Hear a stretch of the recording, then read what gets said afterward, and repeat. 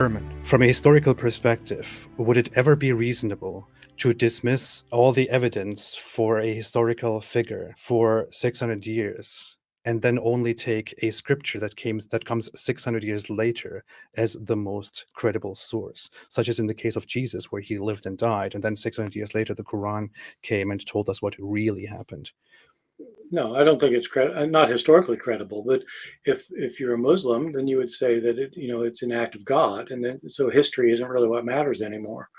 And so if history doesn't matter, you can make theological claims. If history matters, then obviously sources written 40 or 50 years after are more likely to be based on reliable tradition than sources written 600 years later, especially when you can show that the source written 600 years later is dependent on these earlier sources.